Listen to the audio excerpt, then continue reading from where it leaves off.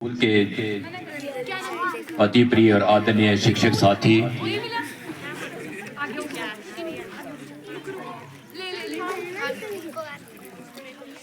SMC प्रधान भूपिंदर जी और उनकी पूरी टीम,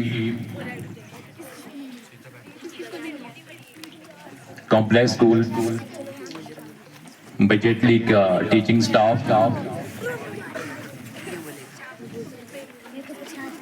और आज के चहते चेहरे और कल का घर और देश का भविष्य मेरे अति प्रिय विद्यार्थियों, आप सभी को मेरा शत शत शत शत प्रणाम।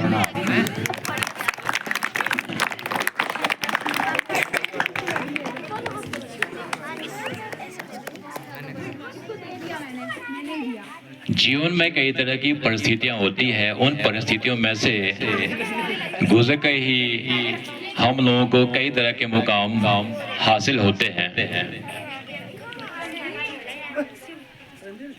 जिस तरह से जीवन होता है उस तरह से जीवन का अंतिम पल भी होता है।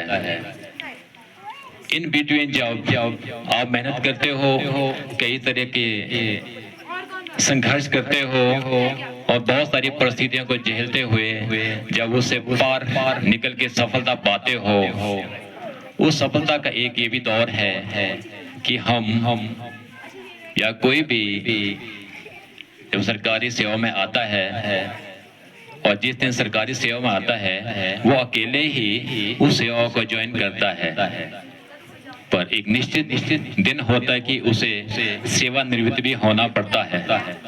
तो मेरा भी वो दिन था, आ गया और मैं कल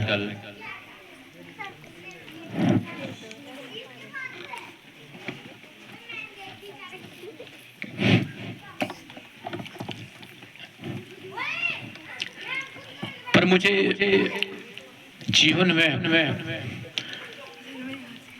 बहुत ज्यादा अनुभव है और उन अनुभवों को जब मैं साझा करता हूँ तो मेरा एक दिल और दिमाग भी बात रहती है कि जो बच्चा है ये घर का चिराग ही नहीं है, उस घर की प्रॉपर्टी ही नहीं है। उन प्रॉपर्टी हमारा भी हक है शिक्षक का, क्योंकि वो सबसे पहले देश की प्रॉपर्टी है। जो आप लोग बच्चों आप लोग बहुत ही ज्यादा इनोसेंट हो, आपको मालूम नहीं है कि हमारा क्या अस्तित्व है आगे आने वाले वक्त में।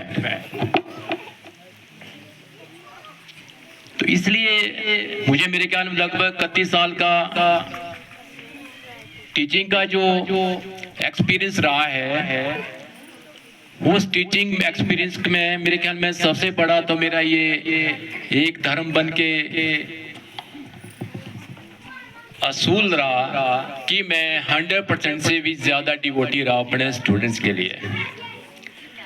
दुर्भाग्य मेरा ये रहा कि जिस सब्जेक्ट को मैं पढ़ाता था, फिजिक्स साइंस का एक टफेस्ट सब्जेक्ट है, वो साइंस यहाँ पे नहीं है। अगर साइंस यहाँ पे होती तो मुझे मौका मिल जाता है कि आप लोगों का मतलब मैंने किस तरह से रास्ता बताना था और आप लोगों को मैंने डॉक्टर और इंजीनियर का रास्ता बता के इस जगह के लिए पीएचडी, इस जगह के लिए लेक्चर, इस जगह के लिए प्रोफेसर मेरा तैयार करने थे। मैं एक ऐसा टीचर रहा हूँ शिक्षा विभाग में जो कि अपने आप को हाईलाइट नहीं करता। मैं कभी मीडिया को पसंद नहीं करता, मैं कभी अखबारों में आने की वो कोशिश ही नहीं करता। पर जो मेरा डिवोशन टीचर स्टूडेंट्स के प्रति रहा वो ऐसे रहा कि हमने अपने जीवन काल में बहुत ज्यादा संघर्ष देखे। हमारे वक्त में रोड नहीं थे, टीचर्स बहुत दूर से आते थे, पंजाब से ऊना, हमीरपुर, कांगड़ा वगैरह से आते, लोकल टीचर्स नहीं होते थे। तो ये इस तरह मुश्किल वक्त था, वो झेला।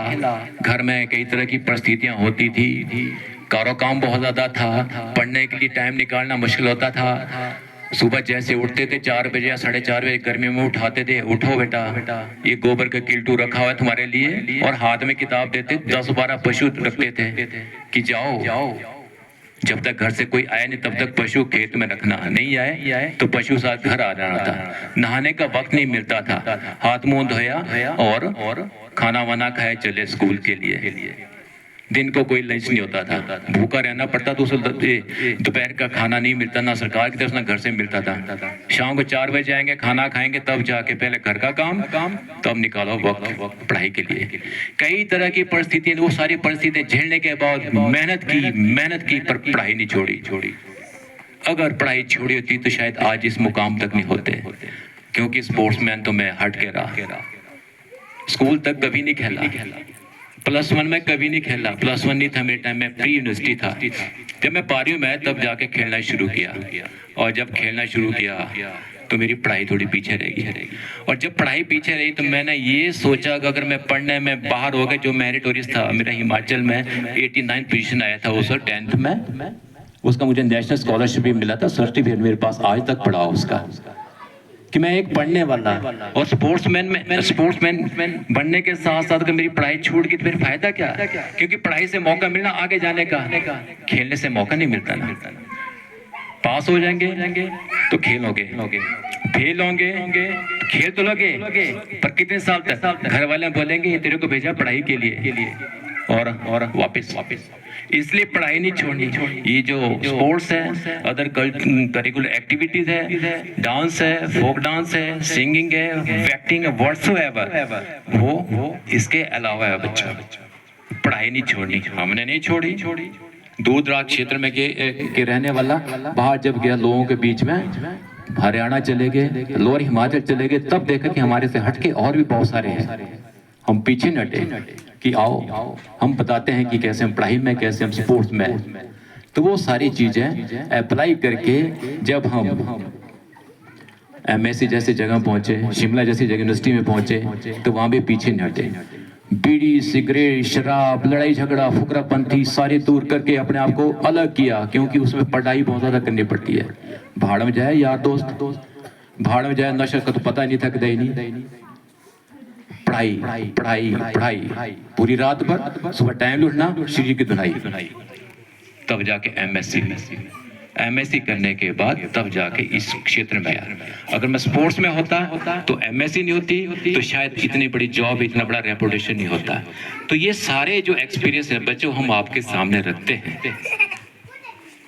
उस वक्त आपके मम्मी पापा की शादी वगैरह नहीं होगी मेरे ख्याल में, जब मैं MSc करके वो क्या कहते हैं इंडिया जैसी टीम में आ गया, कबड्डी में कई तरह की खेलें खेली। वो इसलिए कि मैंने सारी चीजें सीखनी है, और जब मैं कल दिन अध्यापन में आऊंगा मैंने यही मकसद रखा, मैंने बनना है टीचर है। क्योंकि जो टीचर है वो समाज को बनाने वाला होता है, देश का भविष्य है, वो देश के भविष्य का निर्माता है। तो ये जब ऐसी बातें थी, और जब मैं शिक्षा के क्षेत्र में आया, मैं कभी नहीं, मैं बैठा नहीं था, मैं यहाँ आके बैठा, मैं नहीं बैठता था।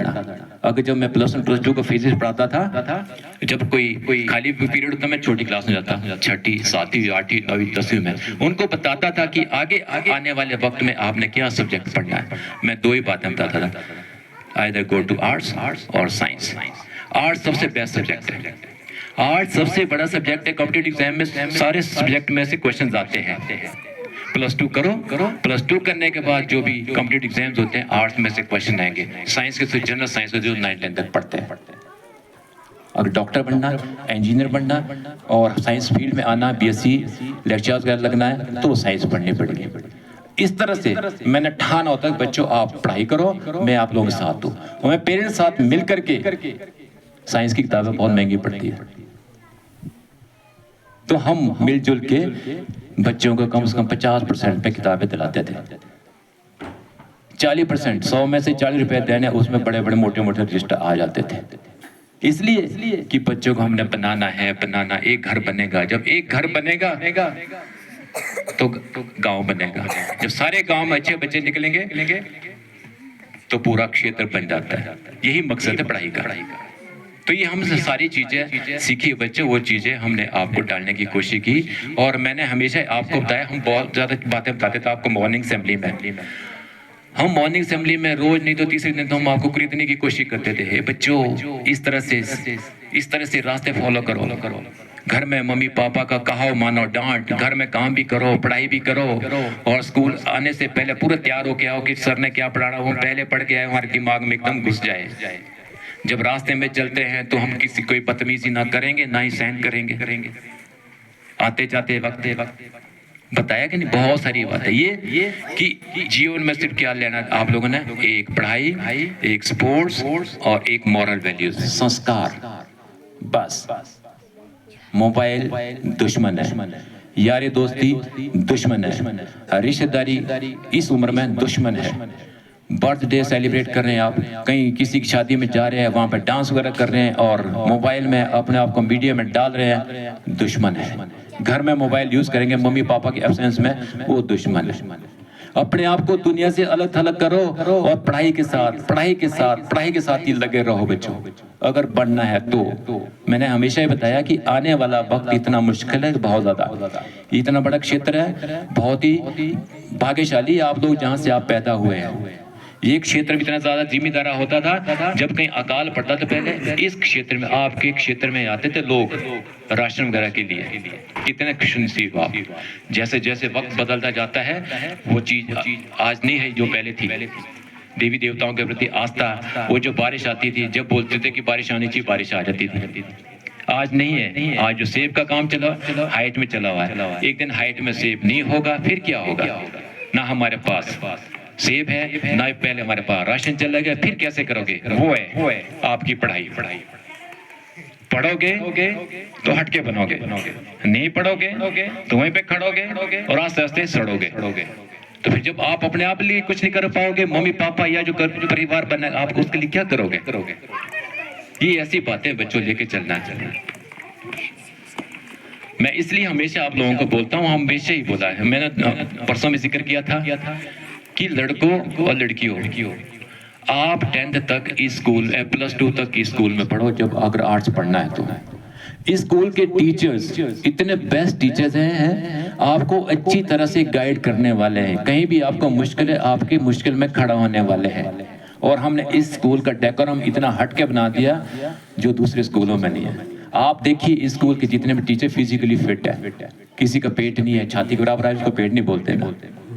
पढ़ाई में भी बिल्कुल तुम्हारे साथ आप लोगों के साथ बिजी हैं, स्पोर्ट्स में भी आप लोगों के साथ बिजी है, अदर करिकुलर एक्टिविटीज उसमें भी आप लोगों के साथ बिजी है।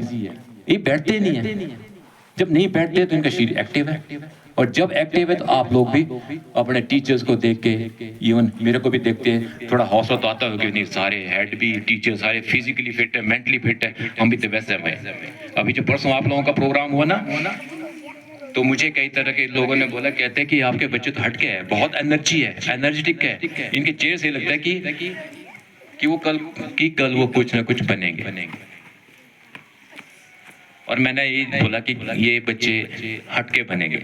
इसलिए मैंने परसों ये वाली बात करी थी, जिस दिन हमारा एनुअल फंक्शन था, पेरेंट्स से रिक्वेस्ट की थी कि इस उम्र में अपने बच्चों को पूरा मौका दीजिए। अगर आप लोग किसी तरह का बीड़ी सिगरेट शराब या कोई पैसा खर्च होने वाली चीजें या फजूल खर्ची करते हैं तो वो ठीक नहीं है, क्योंकि +2 तक अगर पेरेंट्स 10-12 साल में पैसा बचाएगा, थोड़ा थोड़ा करके पैसा बचाएगा, +2 के बाद जब आपको मौका मिलेगा पढ़ने का, और जो हमने आपको संस्कार दिए, जो हमने आपको गाइडलाइंस दी है, उनको फॉलो करके अगर आप +2 के बाद पढ़ेंगे ना, कोई शक्ति नहीं है आपको सफलता से पीछे खींचने वाली। आप सफल होंगे। It takes time.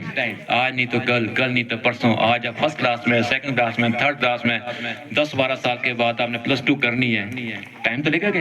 और 10-12 साल में आप कितने बड़े होंगे, बहुत मेच्योर्ड हो जाएंगे, जब सारी बातें आपके दिमाग में आएगी। बस वही तो मजा है लाइफ का। और पढ़ाई एक ऐसा क्षेत्र है जिससे आदमी का व्यक्तित्व बनता है।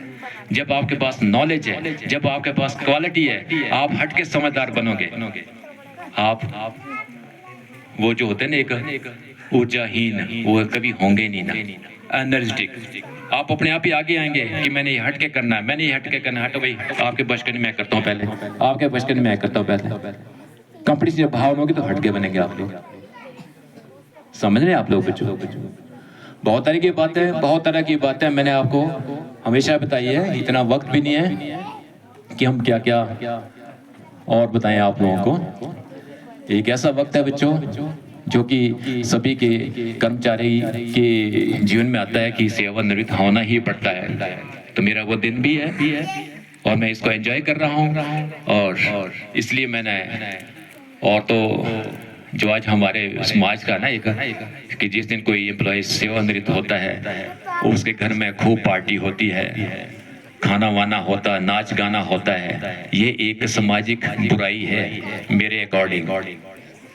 कितना पैसा वहां पे खर्च होता है, तो अगर वो पैसा समाज की सेवा में लग जाए, अगर वो स्कूल वगैरह में लग जाए, मंदिर छोड़ के स्कूल जैसे मंदिर में लग जाए ना, अगर स्कूल में पैसा अगर दे देते हैं ना लोग जो सेलिब्रेट करते हैं, तो मेरे ख्याल में बच्चों के लिए बहुत तरह की फैसिलिटीज हम क्रिएट कर सकते हैं।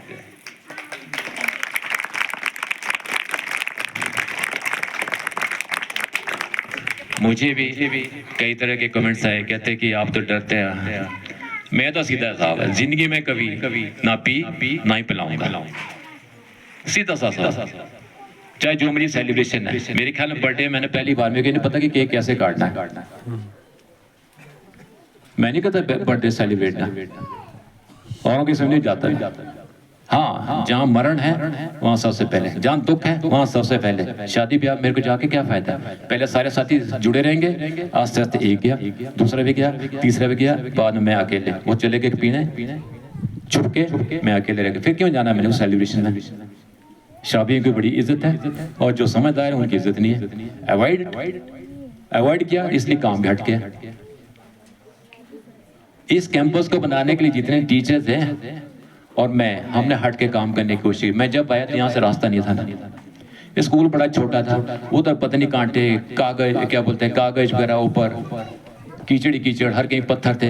मैं कहा मजा नहीं आया, एक मंदिर है इसको पहले बनाए। हमने बनाने की कोशिश की। मैं अपने साथियों को बड़ा धन्यवाद दूं, इवन आप लोगों ने मेरे ख्याल बीच में कभी हमारे साथ दिए होंगे, छोटे छोटे पत्थर नीचे लाए लाइन लग बना के।